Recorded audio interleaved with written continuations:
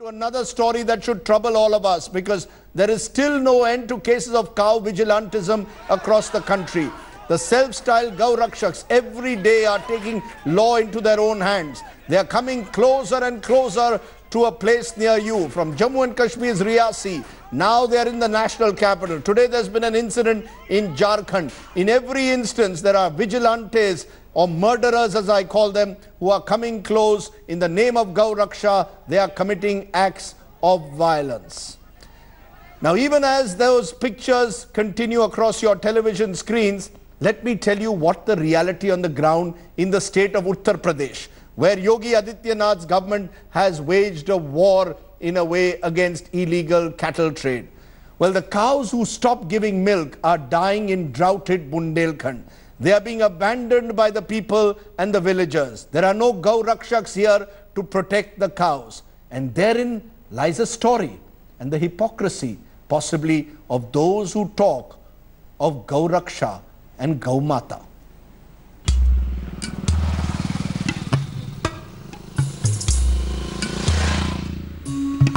If you are in Bundelkhand, you can't miss the cows.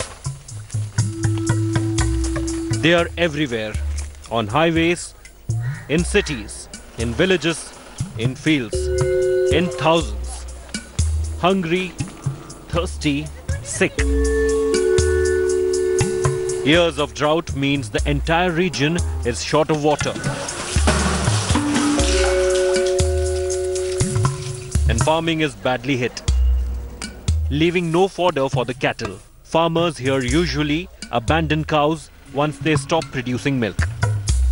This practice, called Anna Pratha, has left thousands of cows shelterless across all the 7 districts of Bundelkhand.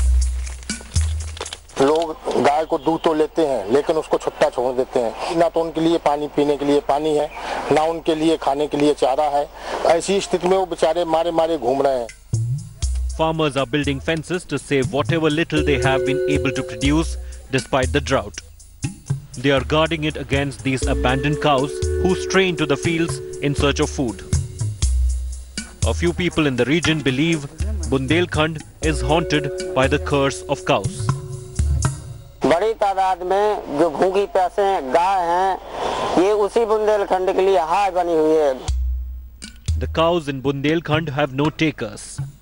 Not their masters, not the government that vouches for Gau Mata and its Raksha. इसके लिए प्रत्येक व्यक्ति जो गाय पालता है वो जिम्मेदार है. उत्तर प्रदेश सरकार भी जिम्मेदार है इसके लिए. और गाय को पालने वाले गाय को माता कहते हैं, लेकिन गाय को एक बाल्टी पानी नहीं पिलाना चाहते, एक दलिया भूसा नहीं देना चाहते हैं. One can't help wonder, why are the Gau Rakshaks not where they are needed the most? With Nahid Ansari and Shiv Poojan Jha from Hamirpur, Bureau Report, India Today. Let me again play those images that in a sense present a stark contrast. Cow vigilantes or cow murderers, as I call them, getting emboldened, running riot in different parts of the country. On the other hand, cows are dying in drought-hit Bundelkhand, dying of hunger, and no one at the moment seems to be talking of Gau Raksha in the context of drought-hit Bundelkhand. The cattle economy of this country, therefore, is under serious strain, even as the cow vigilantes are taking law into their own hands. Joining me now is Avik Saha, National Convener, Swaraj India's Jai Kisan Andolan. Shehzad Poonawala is a Congress political spokesperson and member. Anita Singh is spokesperson UP BJP, and Nitasha Jaini is an animal rights activist from the Dhyan Foundation. I want to contrast those images today to you, Avik Saha, right at the start, before I come to the issue of vigilantism. The fact is that cows are dying today in drought-hit Bundelkhand, and it appears that the cattle economy of this country is under serious strain. You need 60 rupees, according to an Indian Express report, a day to keep cows surviving after they stop giving milk, and many people are abandoning cattle. Do you believe that is one of the issues which no Gau Rakshak is worried about today? He is using his campaign to simply send out a political message. No one really cares about Gau Mata and cows in particular. You have to see the cow from the perspective of farming economy and what we do to it in our country. In one district in Andhra Pradesh, Anantapur, The cattle bovine population was 15 lakh. In the last 3 months, it's gone down to 8 lakhs. From 15 lakhs to 8 lakhs. Yes. It's reported. It's in the public domain. I have myself seen lakhs of dead cattle in Bundelkhand during yatras.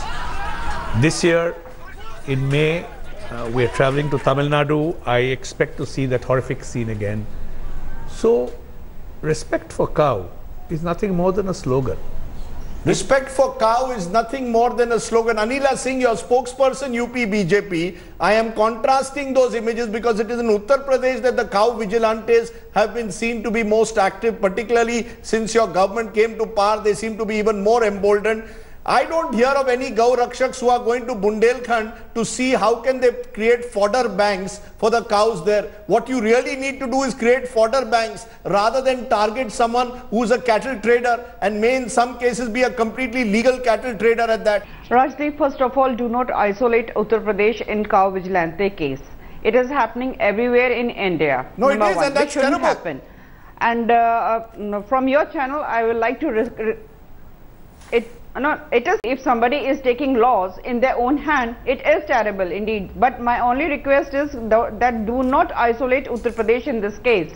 I just want to say from your channel to all those Gau Rakshak that they should become Gau Sevak first of all. This is what even Bharatiya Janata Party chief ministers of various states and Prime Minister of this country, they have pleaded that they should take care of cow in their respected area, and if they see that something is going wrong, Madam, they are not doing it. There are no Gau Sevaks, there are only Gau Rakshaks, then the or case Gau should be Rakshasas as I call them. There are no Gaus, there don't seem to be enough Gau Sevaks. That's my problem. Nobody is worried about the drought in Bundelkhand and what it's doing to the cattle there, ma'am, and what it's doing to the cattle economy.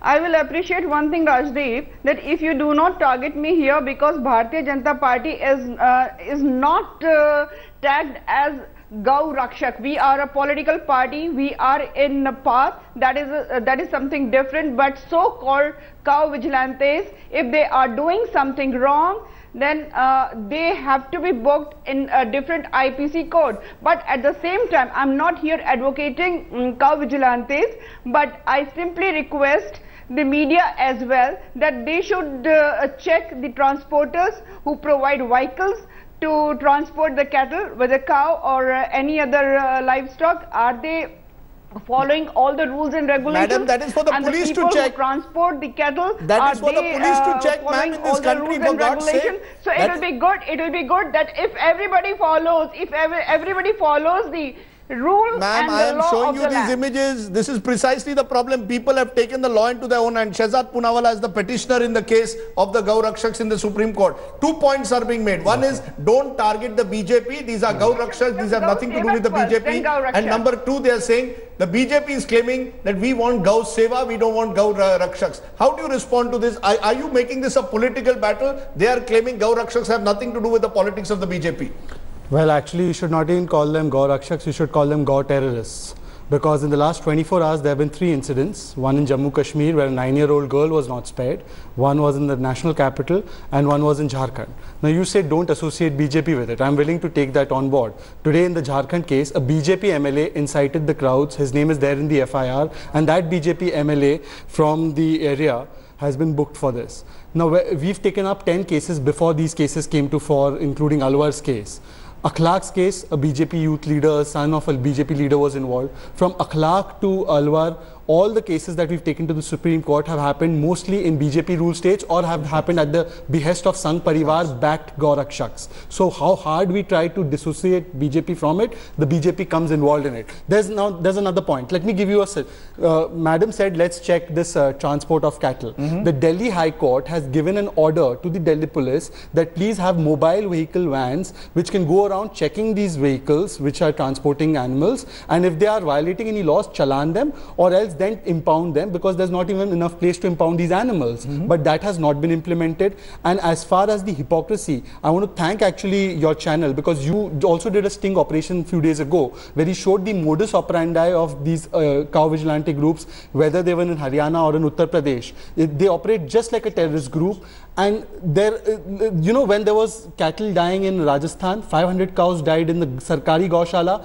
these people were missing. When there was a flood in Patmeda, which is the biggest Gaushala in India, not a single person came forward. I had to take chara for the cows. When there is Can I come back to that? Because I think that is the critical issue that I have raised. I want to play those double images. Today, this is about exposing the hypocrisy of those who say they are true Gau Sevaks or Gau Rakshaks. Because when it comes to the cattle of this country who are dying in several parts in droughted areas like Bundelkhand, no one comes for them. Nitasha Jaini, you're an animal rights activist, and the fear is many animal rights activists, and this could have happened even in the tragic incident that took place in Delhi on the weekend, in the name of animal rights activists, are also taking the law into their own hands. One of the individuals who is now being booked in the Delhi case may well be an animal rights activist. What kind of behavior is this? Neither the judge nor the jury. May I please intervene at this point, because you're making blanket statements about things as if you are the person who's going to be concluding all of these cases. First of all, going back to your first point on where are the Gaur Rakshaks when Bundelkhand is happening or when there is a drought in Rajasthan, let me confirm to you that Dhyan Foundation has been there at all of these locations. At Dausa, there was a drought. Dhyan Foundation was the first person who then mobilized the government funds and everything, and the drought situation was attended to. Similarly, in Kollegal, similarly in Hingoria, Rajasthan, Gaushala that you're talking about, there are people, in fact, people who are Gaur Rakshaks are first Gaur Sevaks. There is a shortage of fodder banks. Ma'am, I have the figures which show the huge shortage of fodder banks in the country at the moment. I'm not saying your NGO isn't doing good work, you may well be, but there is a problem. Can I ask her a question?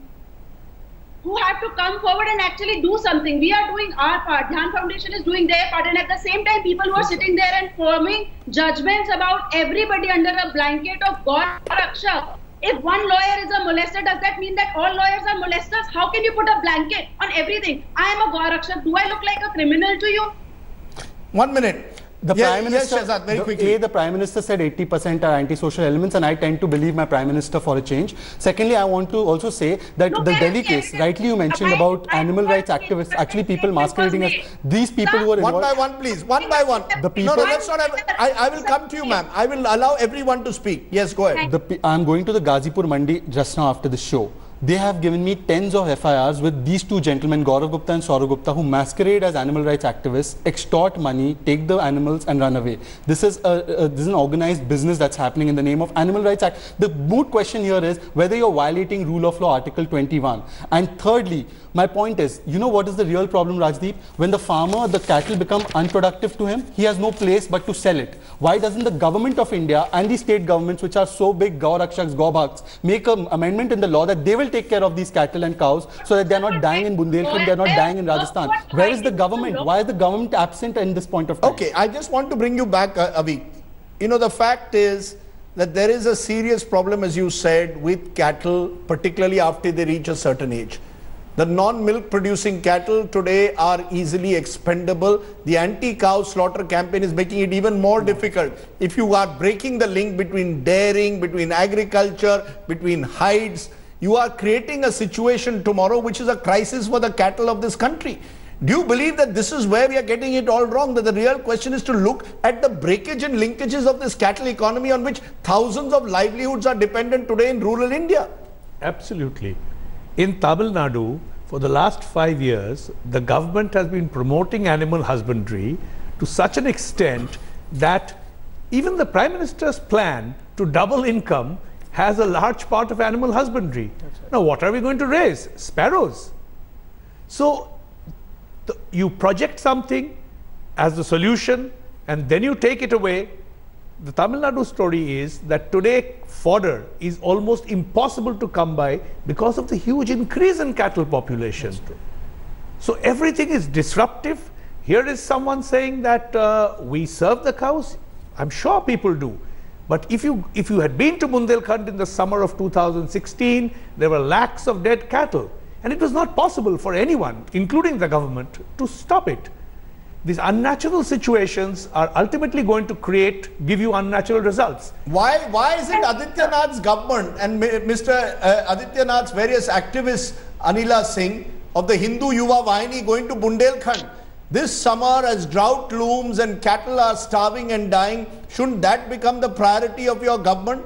Rather than today looking at where is an illegal abattoir, asking someone for a license, turning a blind eye at times when these Gau Rakshaks are engaging in Gau terrorism, as some are calling it. Shouldn't that be the priority of your government, to go to Bundelkhand and see what's happening to the cows who are starving there?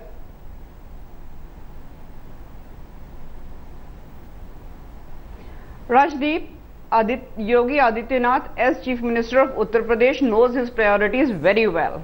I do not have to dictate here in front of you again and again. My reporter went to Bundelkhand, found no one there working on the ground, ma'am. There may be some NGOs, but no one from government. Let me complete. Let me complete. Let me complete. The new DGP has said in very clear words that vigilantism of any kind will not be tolerated. And now secondly, what you said, that why not these Gau Rakshaks should go to Bundelkhand and they should take care of these cows.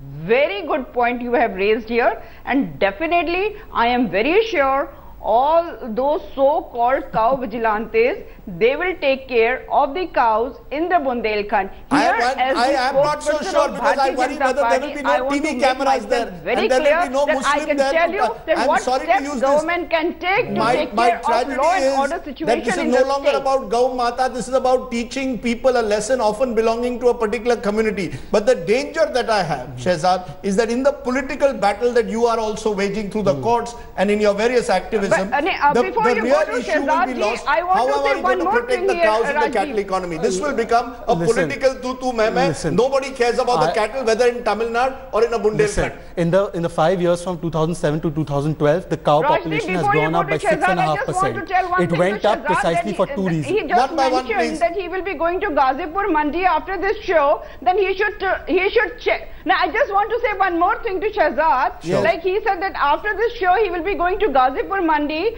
to check about the two PFA boys. But I want to say one more thing here to Shehzad, that he should check all those people also, that the way they carry the livestock or the cattle in the vehicle, are they following all the norms? Either way, it is for the, I am conceding your point, but that is for the police. There is a law and order machinery in this country. Quick point, Shehzad, and then I want to get a final word from Abhishek. Yes, very quickly. Even I am saying that, Rajdeep, yes, if somebody is breaking the law, if somebody is taking law in their own hands, if anyone violates the laws, let the lawmakers of this country take action, not vigilantes. But yes, see, this is not a political battle. This battle is about maintaining the sanctity of Article 21, rule of law. Whether it's animal rights activists, whether it's Rajdeep Sardesai or a Gau Rakshak, anybody who takes the law into their own hands will be dealt with by my petition. A. Secondly, the population of cows actually went up to 2007 to 2012 by 6.5%. It can be confirmed. All I'm saying is, today I'm not meeting Muslims in Ghazipur. You're wrong. There's going to be leather dealer, people who are dealing in leather. They're going to be restaurant owners, and they are Dalits and Hindus. Everybody's plate is being affected. Everybody's job is being affected by this nonsense which is going on in our streets. We have to curb this idea of people taking their laws into their own hands. This is all I want. It will be in the name of the cow today. It will be something else tomorrow. Quick last word from you, Abhishek. Is that your fear as an activist working with farm leaders, that the concerns of the farmers will simply not register in this very polarized battle now that is being fought on this issue? The farmer is fighting a losing battle. It's going to get worse for the farmer. That's clear writing on the wall. And there they will play good cop, bad cop. I'm good the DGP's name came up.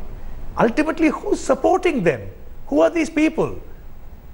In which state's law are they protected? And if they can be emboldened to come up to Delhi, then tomorrow who knows where they will be. They're all across the country. The problem is, for the BJP, cow only gives votes, not milk. And they don't care about the farmer. Yes. If they cared about the farmer, they would give them money to you made your point, save the cows. Politics be where it is. Finally, it's a question about economy, and economy of the weakest people in this country, the farmers. And nobody is ready to speak, think or talk about it. That's something that the government has to address. I don't care who's ruling the state or at the center. Finally, here you have a prime minister who says animal husbandry is going to double your income, and you have another group in his party which says you can't have cows, and there is someone on this show who says they are not from our party. So who are they? We will raise that question in the days ahead because we will continue focusing on this issue. I appreciate your joining us and building the links between the cattle economy and what we are seeing in a way on the streets. My take, with every passing day, the Gau Rakshak Vigilantes seem to be getting increasingly emboldened. This even as anti-cow slaughter campaigns are derailing the cattle economy in rural India. The Gau Rakshaks need to be dealt with swiftly and sternly and treated as killers. Why don't some of them go to drought-hit Bundelkhand instead and create fodder camps for the starving cattle there? Or will that not give them the publicity they hanker for? Sadly, this isn't about Gau Mata anymore, but about the targeting of a community.